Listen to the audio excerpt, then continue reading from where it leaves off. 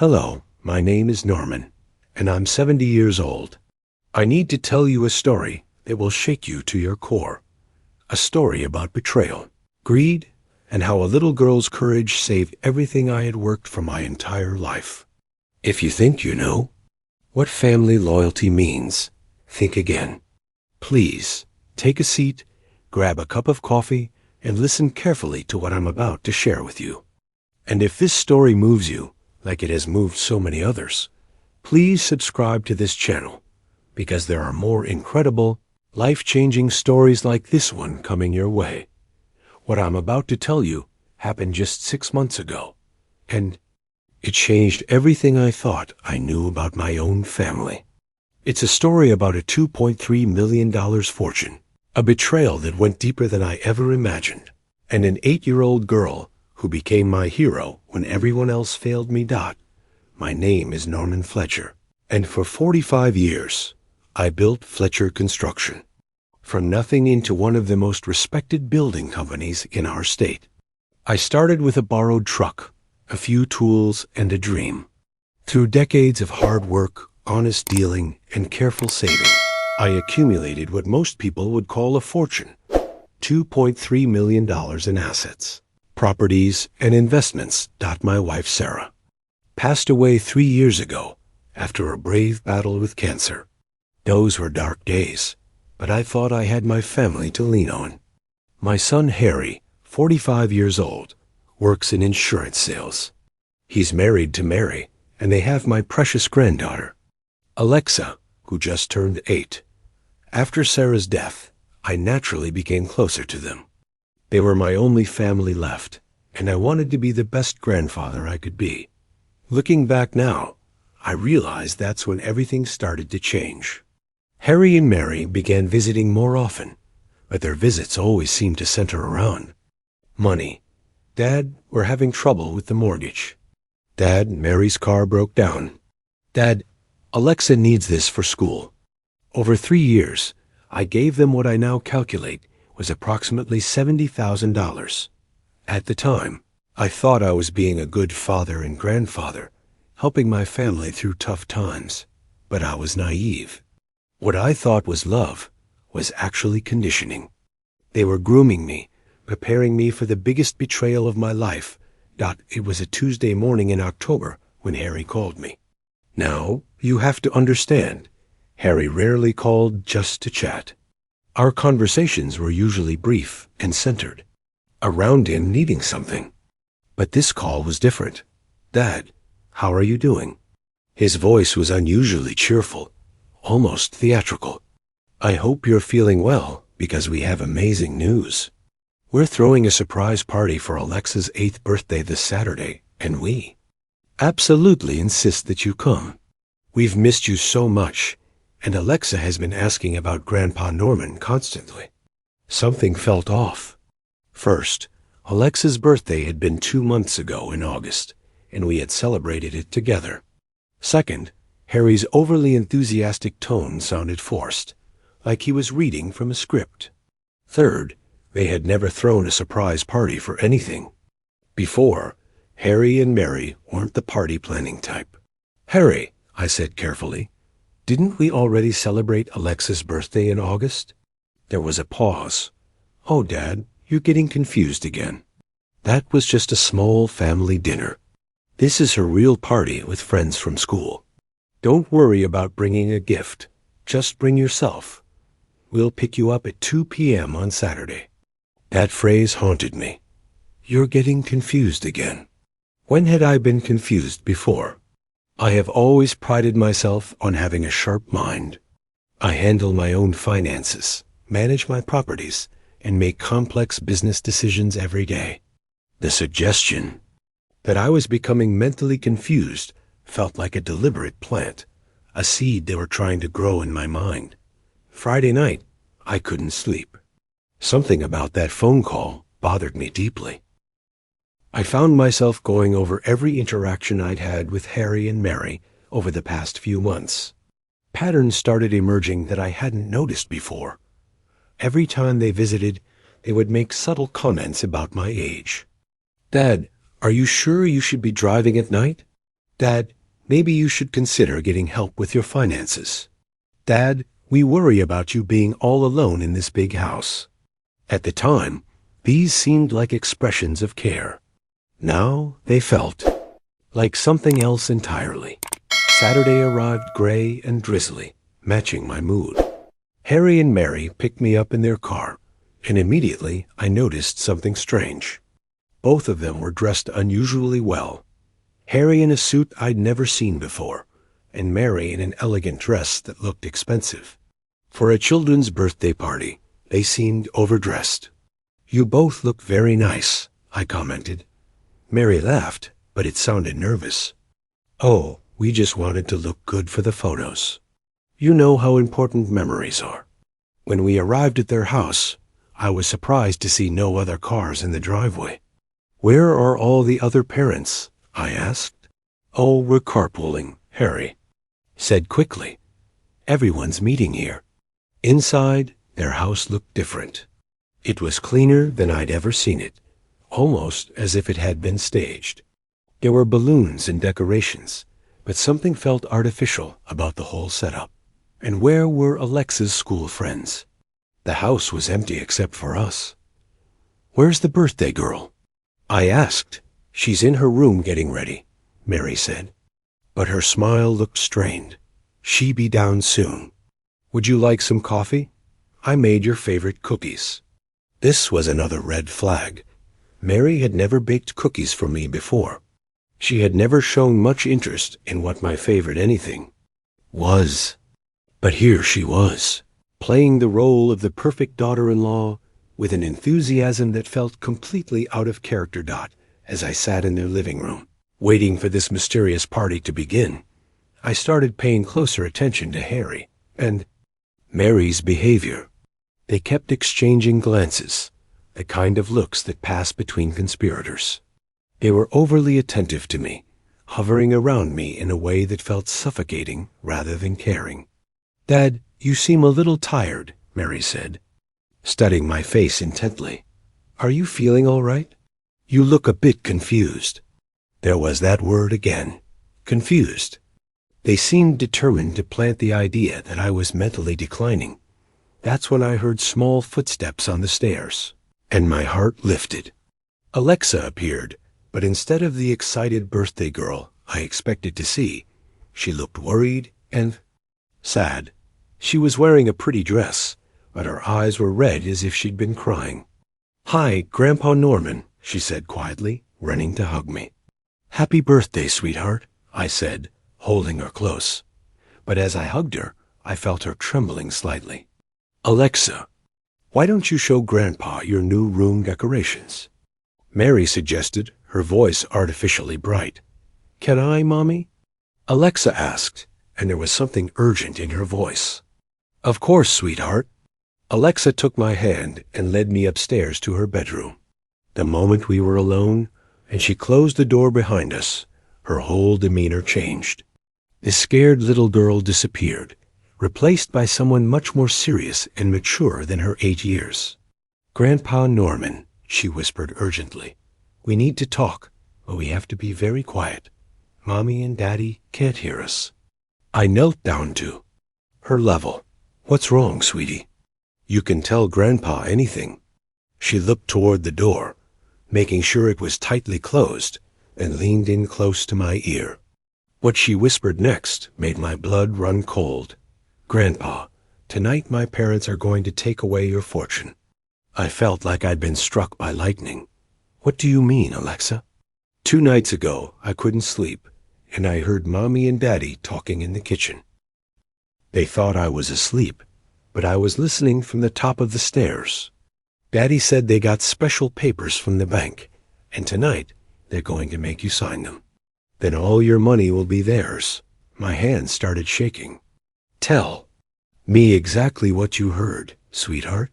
Daddy said they've been practicing for 3 years, getting you used to giving them money. He called it conditioning the old man. Mommy said the bank manager told them exactly what papers they needed to prove. "You're too confused to take care of your own money anymore." The room started spinning around me. 3 years. 3 years. of what I thought was helping my family, and it had all been a setup. Every dollar I'd given them, every time I'd helped with a car payment or a mortgage, it had all been part of a plan to steal everything I'd worked for. Alexa, are you absolutely sure about what you heard? She nodded gravely. Daddy said something about guardianship papers and how once you sign them, you can't change your mind. Mommy said they deserve the money because you're old and might die soon anyway. I had to grip the edge of her bed to keep from falling over. My own son and daughter-in-law were plotting to rob me, and they were using legal means to do it. They had researched guardianship laws, convinced a bank manager I was mentally incompetent, and orchestrated this entire fake birthday party as their stage for the final act. But Grandpa, Alexa continued, I know you're not confused. You're the smartest person I know. You help me with my math homework, and you remember every story you tell me. You remember my real birthday and my favorite ice cream flavor and the names of all my stuffed animals. You're not confused at all. This 8-year-old girl had more integrity and courage than the adults who were supposed to protect both of us. She was risking her parents' anger to warn me about their plan. Alexa, I need to ask you something very important. Do you know where these papers are? I think they're in Daddy's briefcase in the closet downstairs. I saw him putting them there yesterday. And you're sure they plan to do this tonight? Yes. I heard Daddy on the phone this morning. He told someone that Phase 3 would happen. Tonight after you had dinner and were feeling comfortable and trusting. Phase 3. They had actually planned this like a military operation. Phase 1 must have been the 3 years of conditioning, getting me used to giving them money. Phase 2 was probably establishing my supposed mental decline. And Phase 3 was the final theft. I looked at this brave little girl who had risked everything to warn me, and I made a decision that would change all our lives.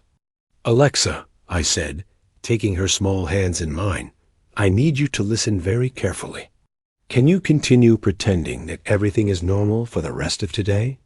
Can you act like you never told me any of this? She nodded solemnly. I'm scared. Grandpa, but I can do it if it helps. Good girl.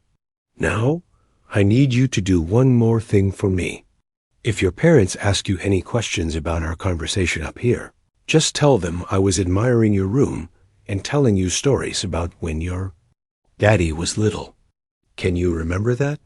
Yes, Grandpa. Are you going to stop them? I smiled at her, and for the first time that day, it was a genuine smile. Yes, sweetheart. Grandpa is going to stop them. But I need you to trust me and let me handle this way. Can you do that? She hugged me tightly. I love you, Grandpa Norman. I don't want them to take your money. I love you too, Alexa, and I promise you, they're not going to take anything from us. We went back downstairs, and I immediately shifted into performance mode. If Harry and Mary were going to play games with me, I was going to play back, but better. That's such a beautiful room, Alexa, I said loudly enough for her parents to hear. Although I have to admit, I'm feeling a little tired from the stairs. These old legs aren't what they used to be. I saw Harry and Mary exchange that look again, the conspirator's glance. They thought my comment about being tired and having old legs was evidence of my decline. They had no idea I was laying a trap. Dad, why don't you sit down and relax? Mary said, suddenly very solicitous. I'll get you some coffee and those cookies. That would be wonderful, dear. You're so thoughtful. For the next few hours I played the role of the slightly confused but trusting elderly father. I made small mistakes in conversation, asked Harry to repeat things, and occasionally seemed lost in thought. Every time I did something that could be interpreted as mental confusion, I watched Harry and Mary's eyes light up. They thought they were witnessing my decline in real time. What they were actually witnessing was my performance. During dinner, Harry kept steering the conversation toward finances. Dad, have you been keeping up with your investments? The market has been so confusing lately. Dad, when was the last time you reviewed your will? Dad, Mary and I have been worried about you managing all that property on your own. I played right into it. Oh, I don't know, Harry. Sometimes the numbers don't make sense to me anymore. Maybe I should get some help. The hungry look in their eyes was almost predatory. They thought they were reeling in their prey after dinner. Harry made his move. Dad, we need to talk about something important. We've been worried about you, and we think it's time to make some practical arrangements for your future. What kind of arrangements? Mary jumped in. We think you should let us help you manage your finances. We've spoken to some people at the bank, and they agree it would be the smart thing to do. We've prepared some papers that would give us power of attorney, Harry added. It's just a precaution, but it would mean that if anything happens to you, we could take care of everything without any legal complications. There it was. The trap was sprung. They were asking me to voluntarily sign away control of my fortune. I don't know, I said, acting hesitant and confused. These kinds of decisions make me nervous. Maybe I should think about it for a few days. Dad, Harry's voice took on a slightly harder edge. We really think this is the best time to handle this. We have all the papers ready, and we even have witnesses coming over later tonight to make it all legal and proper. Witnesses. They had arranged for witnesses to make the theft look legitimate. These people had thought of everything. Well, I said slowly, if you really think it's best. We do, Dad. We really do. That night, Harry told me the witnesses would arrive at 9 p.m. A notary public and a bank officer, he said. People who were qualified to witness the signing of important legal documents. Everything would be proper and legal. What Harry and Mary didn't know was that while they were setting up their trap for me, I was setting up a much better trap for them. As soon as they put Alexa to bed, I excused myself to use the bathroom. Instead, I quietly slipped out their back door and used my cell phone to make some calls. The first call was to my lawyer, James Mitchell, who had been handling my affairs for 20 years. Jim, it's Norman. I need you to listen carefully because I don't have much time. I quickly explained the situation. Jim was shocked, but immediately understood the gravity of what was happening. Norman, this is attempted financial elder abuse. It's a felony. What do you want to do? I want to catch them in the act, but I need backup. Can you arrange for the real bank vice president to be present tomorrow morning? Absolutely. What else do you need? I need you to quietly document everything. That's happened over the past 3 years. Every loan, every gift, every financial transaction. I have a feeling this goes deeper than just tonight's attempted theft. My second call was to Patricia Williams, the actual vice president at my bank. Patricia had been managing my accounts for over a decade, and she knew me well enough to know I was sharp as a tack mentally. Mrs. Williams, this is Norman Fletcher. I need your help with a very unusual situation. I explained what was happening, and Patricia was immediately concerned.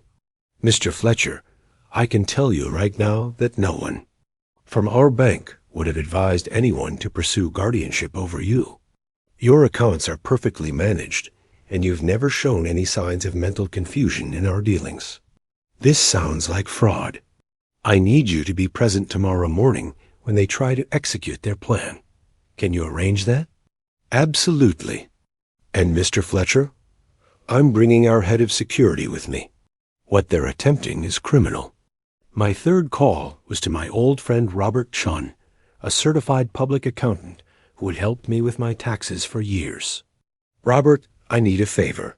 Can you meet me at my son's house tomorrow morning at 10 a.m.? I need a witness to some financial documents, but not for the reason they think. Of course, Norman. What's going on? I gave him a quick overview. I need people there who know me well enough to testify that I'm mentally competent.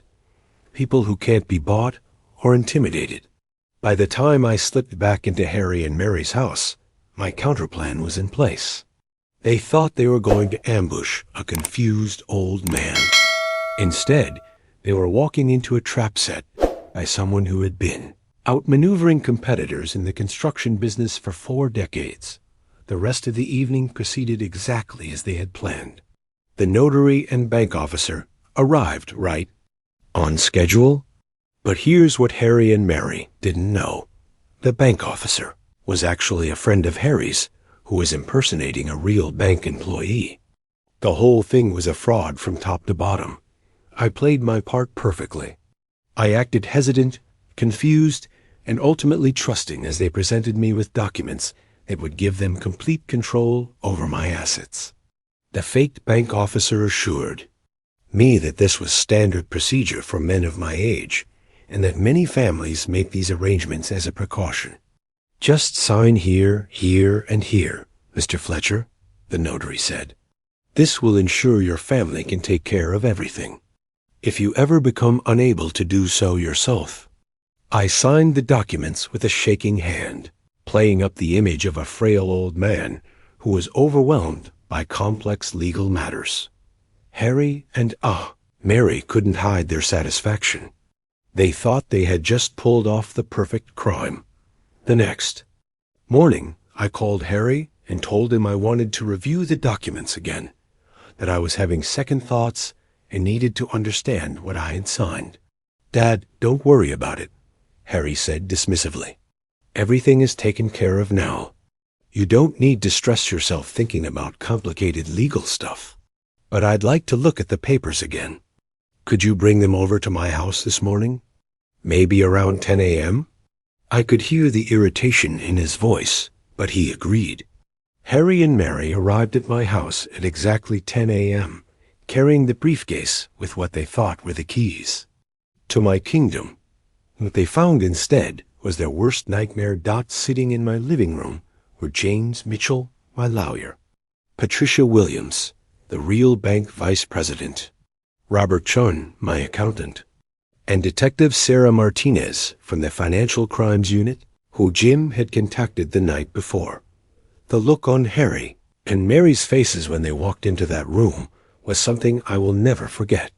The color drained from their faces, and Mary actually stumbled backward as if she had been physically struck. "What's going on here?" Harry demanded, but his voice cracked. I stood up, and suddenly I wasn't the confused, frail old man they thought they had been dealing with. I was Norman Fletcher, the man who had built a multi-million-dollar business through intelligence, determination, and the ability to outthink his opponents. "What's going on, Harry, is that your plan has failed. Completely and utterly failed. I don't know what you're talking about." "Really? Then perhaps Detective Martinez should explain it to you." Detective Martinez stepped forward. "Mr. Harry Fletcher and Mrs. Mary Fletcher, you are under investigation for attempted financial elder abuse, fraud, and conspiracy. The documents you had your father sign last night are completely invalid, and the people you used as witnesses were not properly certified." Mary started crying, but they weren't tears of remorse. They were tears of frustration and fear at being caught. "This is ridiculous," Harry protested. "We were trying to help Dad. He's been showing signs of confusion, and we were just making sure his affairs were in order." That's when Patricia Williams spoke up. "Mr. Fletcher, I've been managing your father's accounts for over 10 years. He has never shown any signs of mental confusion or incompetence. In fact, just last month he made several complex investment decisions that demonstrated complete mental clarity." James Mitchell opened his briefcase and pulled out a thick folder. "I've spent the morning documenting every financial transaction between Norman and you two over the past 3 years.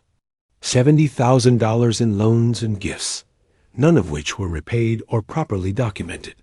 But more interesting is the pattern of emotional manipulation we uncovered." He started reading from his notes.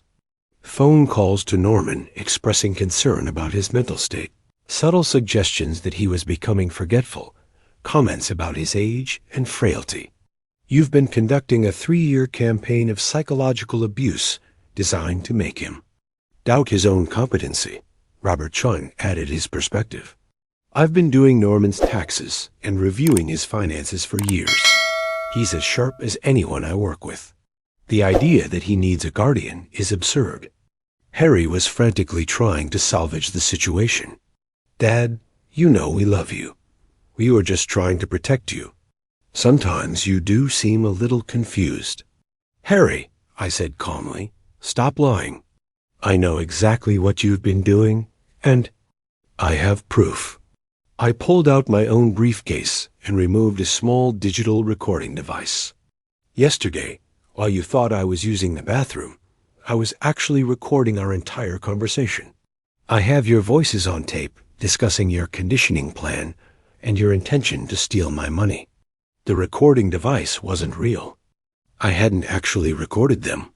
But the bluff worked perfectly. Mary broke down completely. It wasn't supposed to hurt anyone, she sobbed. We just thought. We thought you had so much money, and we were struggling, and someday it would all be ours anyway. So you decided not to wait, I said. You decided to steal it now and leave me with nothing. Harry tried one last desperate lie. Dad, we weren't going to take everything. We just wanted to make sure it was safe. Detective Martinez interrupted. Mr. Fletcher, we've reviewed the documents you had your father sign. They would have given you complete control over all his assets with no oversight or restrictions. He would have been left completely dependent on your goodwill. A room fell silent except for Mary's crying. These people who I had loved and trusted, who I had helped financially for years, who I had welcomed into my home and my heart, had been planning to destroy me. But the worst part wasn't the attempted theft. It was the emotional abuse. For 3 years, they had been systematically trying to convince me that I was losing my mind. They had been chipping away at my confidence, my independence, and my self-respect. They had been stealing my dignity piece by piece, preparing me to accept that I was no longer capable of managing my own life. James Mitchell wasn't finished. He pulled out another set of documents. Norman asked me to investigate further, and what we found is even more disturbing than just last night's attempted theft. He placed several papers on my coffee table. Bank records show that over the past year, Harry and Mary have been systematically researching guardianship laws. They've consulted with 3 different lawyers about the process of having an elderly person declared incompetent.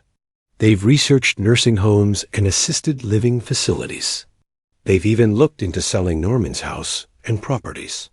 Detective Martinez nodded grimly. This wasn't a spur-of-the-moment decision. This was a carefully planned, long-term financial crime. Patricia Williams added another shocking detail. They also attempted to get information about Mr. Fletcher's accounts by claiming to be concerned family members. When our staff refused to discuss his private financial information, they claimed he was becoming mentally unstable and that they needed access to protect him. We never did that, Harry protested.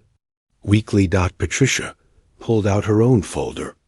We have records of 4 separate phone calls from Mary Fletcher and 3 from Harry Fletcher over the past 6 months, each time claiming Norman was showing signs of dementia and asking for account information. The evidence was overwhelming. This hadn't been a desperate decision by a struggling family.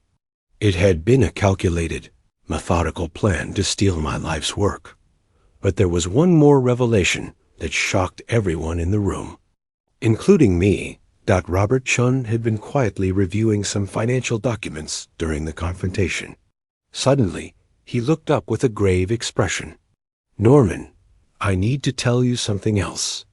I've been analyzing their financial records as part of our investigation, and Harry and Mary aren't actually in financial trouble. What do you mean? I asked. They own their home free and clear, no mortgage. Harry's insurance business is quite successful, generating about $180,000 a year. Mary has a part-time job that brings in another $30,000. They have over $85,000 in savings accounts and investments. They're actually quite well off. The room spun around me. Every sob story, every emergency, every desperate plea for help over the past 3 years had been a lie. They didn't need my money. They just wanted it. The car that broke down and needed $8,000 in repairs? Robert continued, consulting his notes. They bought a new car 2 weeks later. The mortgage problems that required $15,000? There is no mortgage. The medical emergency that needed $12,000? Neither of them has had any significant medical expenses. In the past 5 years. Mary's sobs grew louder, but now I understood they were tears of fury at being exposed, not remorse for what they had done. Every dollar you gave them was pure theft, James Mitchell said quietly. They took your generosity, your love for your family, and your desire to help, and they weaponized it against you. I had to sit down. The full weight of what had happened was crushing. These weren't desperate people who had made a terrible mistake. These were calculated predators who had chosen me as their victim because I loved them. For 3 years, every interaction had been a lie. Every visit had been a performance. Every expression of love or concern had been manipulation. They had studied me like scientists studying a lab rat, learning my weaknesses and vulnerabilities so they could exploit them more effectively. Harry tried one more time to minimize what they had done. Dad, we never meant for it to go this far. We just got in over our heads, ... Stop, I said firmly. Just stop lying. It's over, Harry. I know exactly who you are now. Detective Martinez spoke to Harry and Mary. I need you both to understand the seriousness of this situation. Attempted financial elder abuse is a felony in this state. Fraud is a felony. Conspiracy is a felony. You're looking at the possibility of significant prison time. What happens? Now? Mary asked through her tears. Now, I said, standing up and looking directly at both of them. You're going to face the consequences of what you've done. I walked over to my desk and pulled out a document I had prepared the night before. This is a restraining order preventing either of you from contacting me or coming near my property. This is a demand for immediate repayment of the $70,000 you've stolen from me over the past 3 years. And this is a notification that I am changing my will. I placed all 3 documents on the table in front of them. You are no longer beneficiaries in my will. Everything I own will be placed in a trust for Alexa's education, to be managed by my lawyer and released to her when she turns 21. Harry's face went white. Dad, you can't do this. We're your family. No, Harry. Family doesn't steal from each other. Family doesn't lie to each other. Family doesn't try to convince each other that they're losing their minds. What you are to me now are strangers who tried to rob me. Mary looked up at me desperately. What about Alexa? You can't punish her for what we did. I'm not punishing Alexa. I'm protecting her, just like she protected me. That afternoon, after the police had left and all the legal documents had been signed, I drove over to Harry and Mary's house. I wasn't there to see them. I was there to see the real hero of this story. Alexa ran to the door when she saw me, but I could tell she had been crying. Her parents had obviously told her some version of what had happened, probably painting themselves as victims of a mean, ungrateful grandfather. Hi, Grandpa Norman, she said quietly. I knelt down to her level, just like I had the day before when she had saved my life with her courage and honesty. Alexa, I want you to know that everything that happened today was because you were brave enough to tell me the truth. You saved me from something terrible. Are you mad at Mommy and Daddy? I'm disappointed in them, sweetheart. They made some very bad choices. But I'm not mad at you, and I will never be mad at you. Mommy said you're not going to give us money anymore. That's right. But I want you to understand something very important. I have set up a special account just for you. When you turn 21, there will be enough money to pay for college, graduate school, or whatever you want to do with your life. That money is yours, and nobody can take it away from you. Her eyes widened. Really? Really? But more than that, I want you to remember what happened here. You saw something wrong, and even though it was scary, and even though it involved your parents, you did the right thing. That kind of courage and integrity is worth more than any amount of money. I pulled out a small wrapped box from my pocket. This is for you. Inside was a simple gold locket with her name engraved on the front. Inside the locket was a picture of us together from her real birthday party 2 months ago. This is so you'll always remember that Grandpa Norman loves you and is proud of you. No matter what happens with your parents, you and I will always have each other. She hugged me tightly, and I felt her little body shaking with relief. This child had been carrying the weight of her parents' terrible secret, knowing that telling the truth would cause her family to explode. But she had chosen to protect me anyway. Can I still see you, Grandpa? Of course you can. In fact, I have a proposal for you. How would you like to spend every Saturday with me? We could go to museums or the zoo, or just work in my garden. Would you like that? Yes? For the first time that day, she smiled genuinely. And maybe you could help me learn how to use a computer better. I hear kids your age are much better at technology than old grandfathers. She giggled, and the sound was like music after the horrible day we had all endured. From the kitchen, I could hear Harry and Mary talking in low, angry voices. I knew they were probably planning their next move, consulting lawyers, trying to figure out how to minimize the consequences of their actions. But I didn't care about them anymore. They had made their choices, and now they would have to live.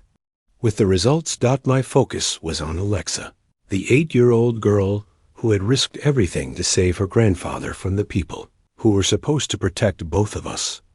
Over the following weeks, the legal process moved forward relentlessly. Detective Martinez's investigation uncovered even more evidence of Harry and Mary's planned fraud. They had researched not just guardianship laws, but also procedures for selling my properties, liquidating my investments, and even moving me into a care facility against my will. The fake bank officer they had used turned out to be a friend of Harry's who worked at a completely different bank. He had been paid $500 to impersonate an official bank representative. When the police contacted him, he immediately confessed and agreed to testify against Harry and Mary in exchange for a lesser charge. The notary public, it turned out, had been an unwitting accomplice. She had genuinely believed she was witnessing a legitimate power of attorney signing. When she learned the truth about what Harry and Mary had been attempting, she was horrified and also agreed to cooperate with the investigation. Patricia Williams worked with the district attorney's office to document exactly how Harry and Mary had attempted to manipulate the bank into providing information about my accounts. Their phone calls requesting information had been recorded as part of the bank's standard security procedures. The evidence against them was overwhelming. Harry and Mary were formally charged with attempted financial elder abuse, fraud, conspiracy, and identity theft. They were looking at up to 10 years in prison if convicted on all counts. James Mitchell pursued the civil case with equal vigor. He filed suit for the return of the $70,000 they had stolen, plus damages, plus legal fees. He also filed for an injunction preventing them from ever claiming to represent me in any legal or financial matter. But perhaps most importantly, he helped me create a comprehensive estate plan that would protect Alexa's inheritance from any future attempts at manipulation or theft. The new estate plan was designed around 2 primary goals: ensuring that Alexa would be financially secure for her education and early adult life, and making sure that Harry and Mary would never benefit from their attempted crime. The main components were, first, an educational trust fund of $1.5 million specifically for Alexa, to be managed by James Mitchell and 2 other trustees until she reached the age of 21. This fund would pay for her education from kindergarten through graduate school, including private schools if necessary to get her away from her parents' influence. Second, a smaller trust of $300,000. That would become available to Alexa when she turned 25 to help her with starting a career, buying a home, or starting a family. Of her own third, the remainder of my estate would go to various charities that work to protect elderly people from financial abuse, ensuring that some good would come from this terrible experience. Fourth, and most importantly, there was an ironclad clause stating that if Harry and Mary ever attempted to manipulate, coerce, or improperly influence Alexa regarding her inheritance, the entire trust would be transferred to charity, and they would receive nothing. But I also included something that surprised my lawyer. I included a redemption clause. "Norman," James said when I explained this part, "are you sure about this? After what they did to you?" "I'm sure. If Harry and Mary can demonstrate genuine remorse and lasting change over the next year, if they seek counseling, make restitution, and show that they understand the magnitude of what they did, I will reconsider their complete exclusion from my will." What would that mean exactly? It would mean that instead of receiving nothing, they would receive a modest inheritance, enough to help them, but not enough to make them wealthy. And it would be contingent on their continued good behavior and proper treatment of Alexa. The redemption clause wasn't about forgiveness. What they had done was unforgivable. It was about giving them one chance to prove they were capable of being the parents Alexa deserved and the people. I had once believed them to be. Harry and Mary's trial began 6 months later. The evidence against them was so overwhelming that their lawyer recommended they accept a plea bargain rather than risk a jury trial. They pled guilty to attempted financial elder abuse and fraud. Harry was sentenced to 18 months in prison, with the possibility of parole after 12 months if he completed financial responsibility counseling and community service. Mary received 12 months, with the possibility of parole after 8 months under the same conditions. The judge was particularly harsh in his sentencing remarks. This court has seen many cases of financial elder abuse, but rarely one so calculated and cruel. The defendants didn't just attempt to steal money. They attempted to steal their victims' dignity, independence, and mental well-being. They used their position as family members to perpetrate psychological abuse designed to make the victim doubt his own competence. He looked directly at Harry and Mary. "You have betrayed not just your father and father-in-law, but your own daughter, who was forced to choose between loyalty to her parents and protection of her grandfather. That you put an 8-year-old child in that position is perhaps the most unconscionable aspect of this entire case." During the trial, one moment stood out that showed me exactly who Harry and Mary really were. When the prosecutor played recordings of their phone calls to the bank, attempting to get information about my accounts by claiming I was mentally incompetent, Mary actually laughed, a small, bitter laugh that she tried to suppress. She wasn't laughing at the absurdity of the situation or from nervousness. She was laughing at how clever she thought they had been. That laugh told me everything I needed to know about whether they truly understood what they had done. While Harry and Mary served their sentences, Alexa came to live with me. The state determined that with both parents incarcerated, it was in her best interest to stay with her grandfather rather than go into foster care. Those months were both heartbreaking and wonderful. Heartbreaking because I could see how confused and hurt Alexa was by her parents' actions and absence. Wonderful because I got to see what an extraordinary child she was when she wasn't living under the stress of her parents' schemes and lies. We established routines that helped both of us heal. Every morning, She would help me make breakfast, and we would talk about her dreams from the night before. Every evening, we would work on her homework together, and I would tell her stories about her grandmother Sarah, whom she barely remembered. Enrolled her in a private school where she could get the individual attention she needed to process everything that had happened. The school counselor, Mrs. Rodriguez, worked with Alexa twice a week to help her understand that she had done nothing wrong and that she was not responsible for her parents' choices. Mr. Fletcher, Mrs. Rodriguez told me after one of their sessions, Alexa is a remarkable child. She has a strong moral compass and an unusual maturity for her age. But she's also carrying a lot of guilt about what happened to her family. What kind of guilt? She feels responsible for her parents going to prison. She knows that if she hadn't told you about their plan, none of this would have happened. We're working on helping her understand that protecting you was the right thing to do, even though it had difficult consequences. This broke my heart. This child had saved me from financial and emotional destruction, and she was feeling guilty about it. That night, I sat down with Alexa for one of the most important conversations of my life. Alexa, Mrs. Rodriguez told me that you feel bad about. What happened to Mommy and Daddy? She nodded, tears starting to form in her eyes. If I hadn't told you their secret, they wouldn't be in jail. Sweetheart, let me explain something to you. Your parents made a choice to try to steal from me. That choice was wrong, and it was illegal.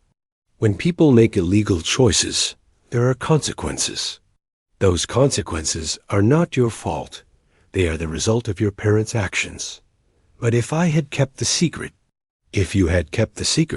they would have stolen all of Grandpa's money.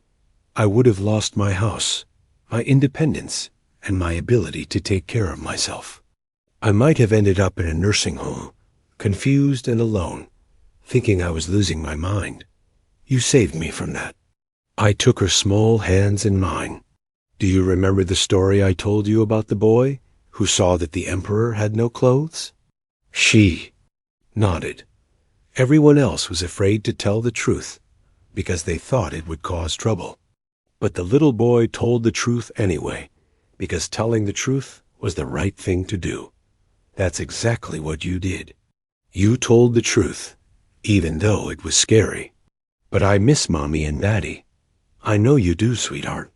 It's okay to miss them and to love them, even when they've done wrong things. But remember this. People who love you don't ask you to keep secrets that could hurt other people. Real love doesn't ask you to lie or hide the truth. Harry was released after serving 11 months of his sentence. Mary was released after serving 8 months. They were both required to attend financial responsibility counseling and complete 200 hours of law community service. When they contacted me about seeing Alexa, I agreed to meet with them, but only in the presence of a family counselor and only after they had completed their required programs. The meeting took place in Dr. Patricia Coleman's office, a family therapist who specialized in cases involving financial abuse and family trauma. Harry and Mary looked different, thinner, older, and genuinely exhausted by what they had been through. When they saw Alexa, Mary immediately started crying and tried to rush over to hug her. Wait, Dr. Coleman said firmly. Before any physical contact, we need to establish some ground rules and have some honest conversations. She turned to Harry and Mary. Alexa has been living with her grandfather for almost a year now. She's been in therapy to deal with the trauma of what happened. Before she can have a healthy relationship with you again, she needs to hear some things from you directly. Dr. Coleman looked at Harry.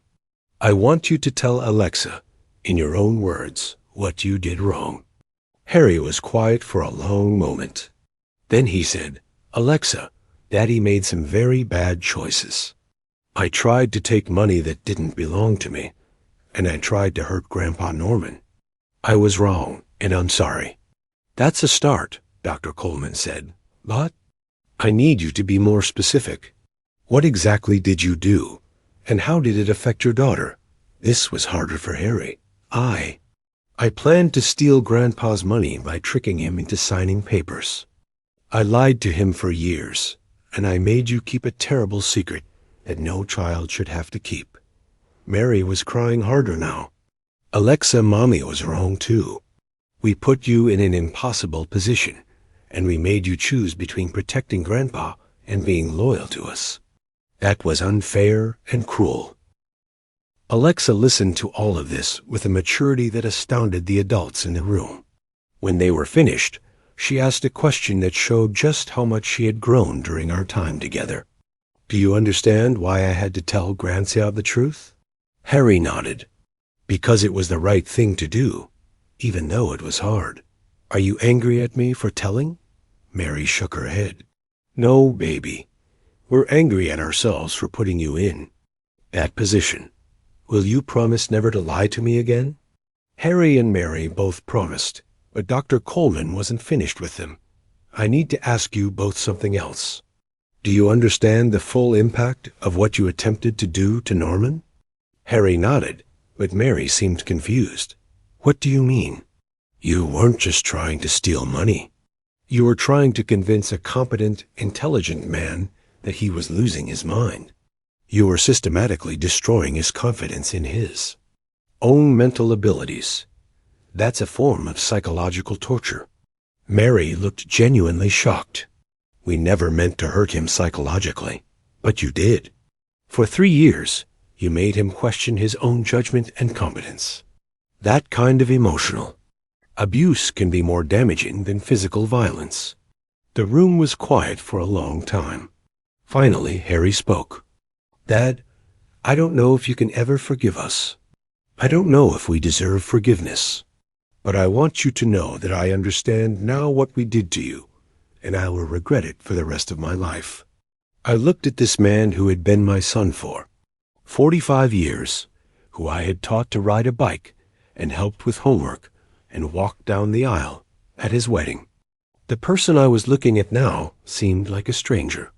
Harry, forgiveness isn't something that happens instantly. It's something that has to be earned over time through consistent actions. If you want to have any kind of relationship with me, or with Alexa going forward, you're going to have to prove that you've truly changed. What would that look like? Mary asked. It would look like complete honesty in all your dealings with us. It would look like getting and staying in counseling, to understand why you thought stealing from family was acceptable. It would look like making a genuine effort to repair the damage you've done. Dr. Coleman suggested a gradual reintegration plan. Harry and Mary would be allowed supervised visits with Alexa once a week for the first 3 months, with those visits taking place at my house so that Alexa would feel safe and supported. If those visits went well. And if Harry and Mary continued in counseling and demonstrated genuine change, the visits could become more frequent and less supervised. But, I said firmly, if there is any indication that you're trying to manipulate Alexa, turn her against me, or involve her in any kind of scheme or dishonesty, these visits will stop permanently. They agreed to these terms, though I could see the frustration in their faces. They had lost control of the situation completely, and they were having to earn back privileges that they had once taken for granted. The supervised visits began 2 weeks later. At first, they were awkward and painful for everyone involved. Harry and Mary seemed to be walking on eggshells, afraid that any wrong word or action would end their access to Alexa. Alexa was polite but distant, treating her parents almost like acquaintances rather than family. Dr. Coleman observed several of these early visits and noted that Harry and Mary seemed to be performing rather than genuinely connecting with their daughter. They're trying to prove they've changed rather than actually changing, she told me privately. They're saying the right words and doing the right things, but there's something calculated about it. This observation proved to be prescient. During the 6th visit, I was in the kitchen preparing snacks when I overheard Harry talking quietly to Alexa. You know, sweetheart, Daddy and Mommy learned our lesson. We made mistakes, but we're better now. And when you turn 21 and get all that money from Grandpa, we hope you'll remember that we're family and we love you." I felt my blood pressure spike. He was already trying to position himself for a share of Alexa's inheritance, grooming her just like they had groomed me. I walked back into the living room carrying the snacks, and my expression must have communicated my anger because Harry immediately looked guilty. "Alexa," I said calmly, "would you please go upstairs and get the book we were reading yesterday? I'd like to show your parents the story about honesty we've been discussing." When she was out of earshot, I turned to Harry and Mary. "This visit is over. Please leave." "Dad, what's wrong?" Harry protested. "You just tried to manipulate your 8-year-old daughter regarding her inheritance. You've been out of prison for exactly 6 weeks, and you're already scheming again." Mary tried to deny it, but I cut her off. "I heard exactly what you said, Harry. You told her to remember that you're family when she gets her money. That's the same manipulation you used on me for 3 years. I just meant I know exactly what you meant. And now I know that you haven't changed at all. You've just learned to be more subtle about your greed." I called Dr. Coleman and reported the incident. She immediately suspended the visitation schedule and required Harry and Mary to undergo additional counseling focused specifically on manipulation and boundary issues. 6 months later, after completing their additional counseling, Harry and Mary requested another chance. Dr. Coleman recommended allowing them one final opportunity, but with even stricter conditions. This time, the meetings would take place in her office with full audio recording, and any attempt at manipulation would result in permanent termination of contact. The first few sessions went better. Harry and Mary seemed to have genuinely learned something from their additional counseling. They asked Alexa about school, her friends, and her interests without any reference to money or inheritance. But the real test came during the 4th session, when Dr. Coleman deliberately brought up the topic of trust and honesty. "Alexa," she said, "your parents have been working very hard to change and to understand how their actions hurt you and your grandfather. Is there anything you'd like to ask them or tell them?" Alexa thought for a moment and looked directly at her parents. "I want to know if you're sorry for real, or if you're just sorry you got caught." The question hung in the air like a challenge. It was the question that cut to the heart of everything that had happened. Harry answered first. "I'm sorry for real, Alexa. I'm sorry for what I did to Grandpa, and I'm sorry for putting you in the middle of it." But Alexa continued with devastating 8-year-old logic. "If Grandpa hadn't found out, would you still be trying to take his money?" Mary started to answer, but Alexa held up her hand. "I want Daddy to answer." Harry was quiet for a long time. When he finally spoke, his voice was barely a whisper. "I don't know. I hope not, but I honestly don't know." It was the first completely honest thing he had said since the whole ordeal began. I was so focused on what I thought we needed, and so convinced that we deserved the money, that I might have kept going until I took everything. I might have convinced myself that it was okay because I was family. Dr. Coleman leaned forward. "What's different now? Now I know that being family doesn't give you the right to hurt people. Now I know that stealing is stealing, even if you steal from someone who loves you. Maybe especially if you steal from someone who loves you." Mary added, "And now I know that we put our daughter in a position where she had to choose between protecting someone she loved and being loyal to us. That was cruel, and it was wrong." For the first time since the supervised visits had begun, I felt like I was hearing genuine remorse rather than performed repentance. Based on the progress shown in counseling, Dr. Coleman recommended allowing Harry and Mary to reestablish a relationship with Alexa, but with continued oversight and clear boundaries. They would be allowed to take Alexa for supervised outings once a month, with the supervision gradually decreasing if they continued to demonstrate appropriate behavior. They would continue in family counseling indefinitely. They would have no involvement in any decisions regarding Alexa's inheritance or financial future. And, most importantly, any attempt to manipulate Alexa or turn her against me would result in immediate and permanent termination of contact. I also made another decision that surprised everyone, including myself. I decided to partially activate the redemption clause in my will. Harry and Mary, I said during one of our family counseling sessions, you'll never get back the relationship we had before this happened. That trust is broken forever. But you've shown me that you're capable of genuine remorse and at least some degree of change. I pulled out a legal document that James Mitchell had prepared. This is a modification to my will. Instead of receiving nothing from my estate, you will each receive $50,000 when I die, provided you maintain appropriate relationships with Alexa and continue in counseling. Mary started crying again, but these seemed like different tears than the ones I had seen throughout this ordeal. It's not the money, she said. It's that you're giving us a chance to be part of the family again. You're part of the family because you're Alexa's parents, I said.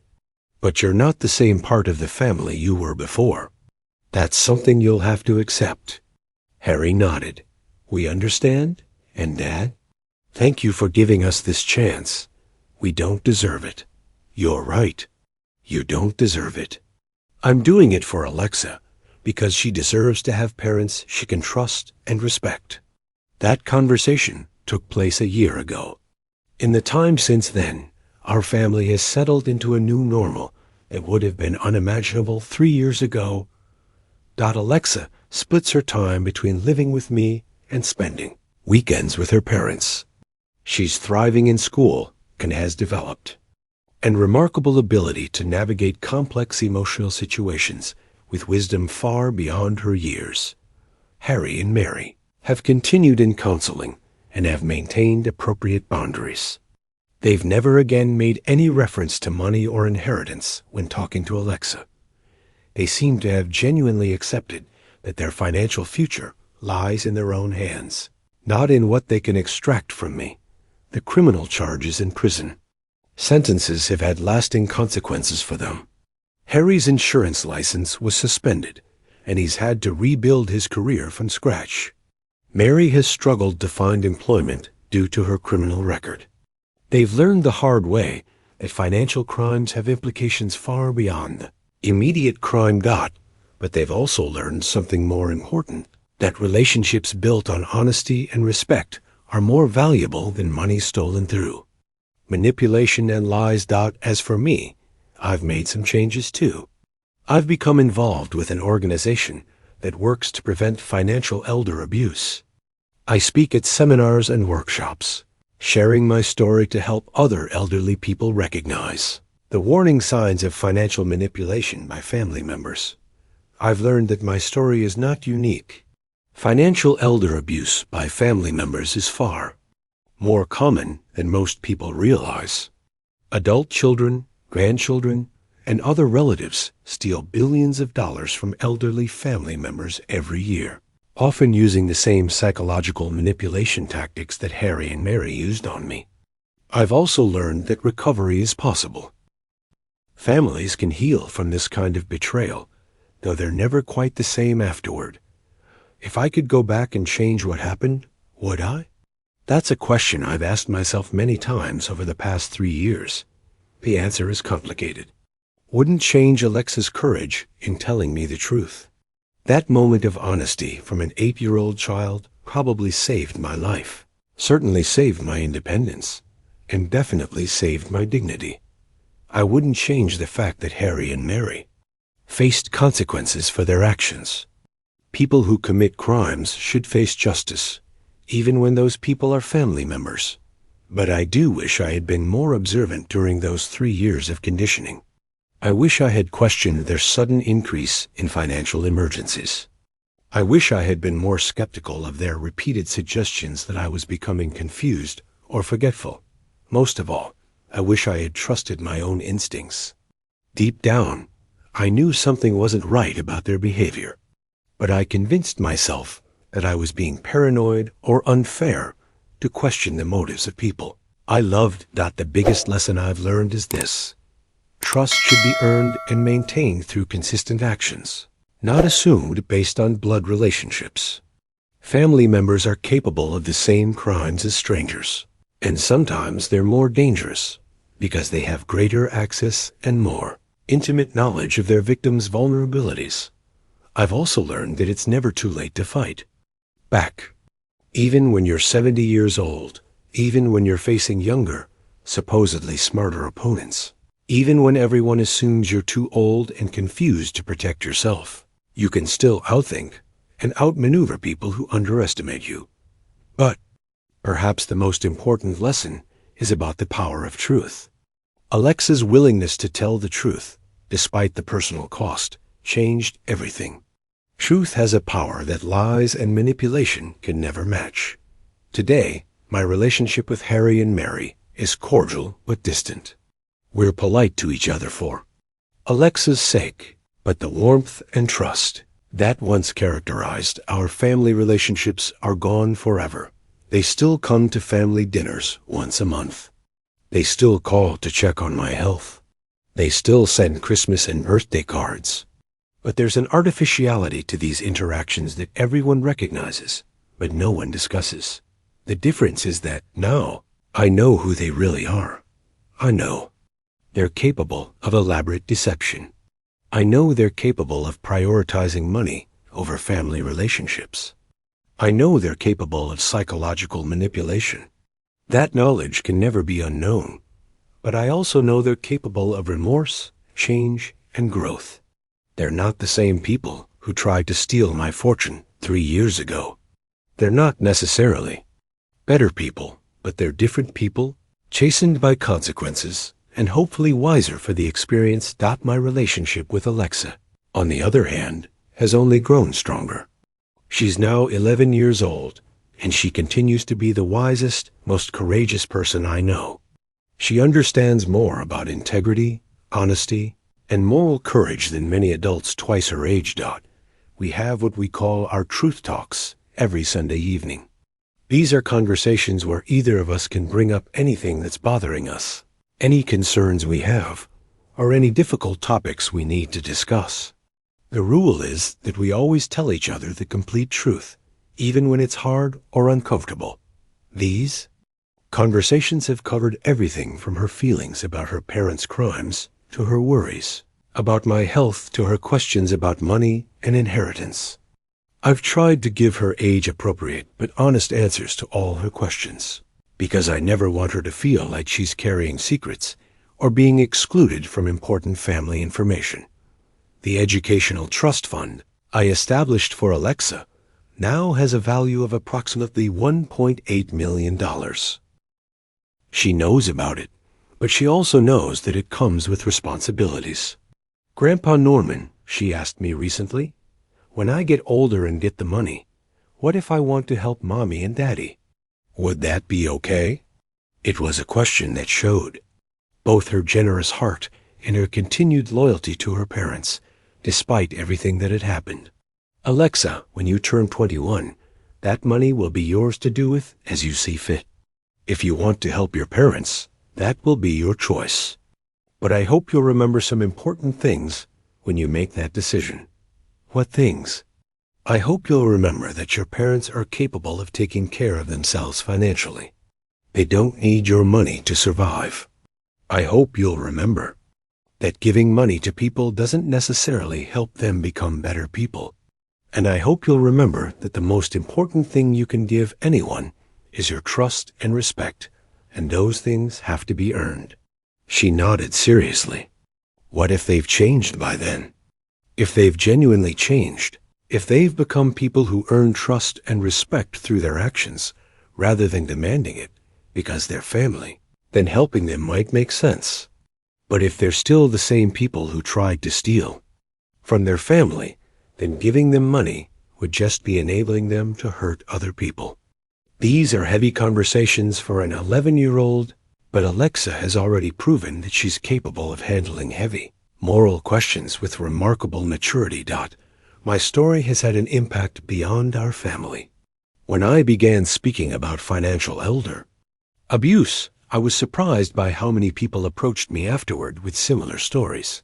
There was Margaret, whose daughter-in-law convinced her to sign over her house to help with property taxes, then immediately sold the house and kept the money. There was Robert, whose son gradually took over all his financial accounts by claiming he was helping with computer banking, then systematically drained the accounts over 2 years. There was Susan, whose granddaughter convinced her that she needed constant care and supervision, then isolated her from friends and family while stealing her Social Security checks. The patterns are remarkably similar. Isolation from other family members or support systems, gradual erosion of the victim's confidence in their own mental abilities, creation of artificial financial emergencies, and exploitation of natural family affection and trust.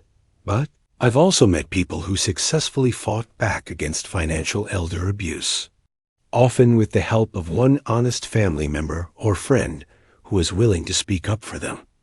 The common thread in all the successful resistance stories is the same element that saved me: someone willing to tell the truth, even when telling. The truth was difficult and painful. If you're listening to this story and you're over 50, I want you to remember some important things. First, trust your instincts. If something feels wrong about a family member's behavior toward you, investigate that feeling. Don't dismiss your concerns just because you love the person or because you don't want to believe they would hurt you. Second, don't be ashamed to ask for help. Financial elder abuse thrives in secrecy and isolation. If you suspect that someone is trying to take advantage of you financially, reach out to a lawyer, a banker, a social worker, or law enforcement. These people are trained to recognize the signs of financial abuse, and they can help you protect yourself. Third, be suspicious of anyone who tries to convince you that you're becoming mentally incompetent.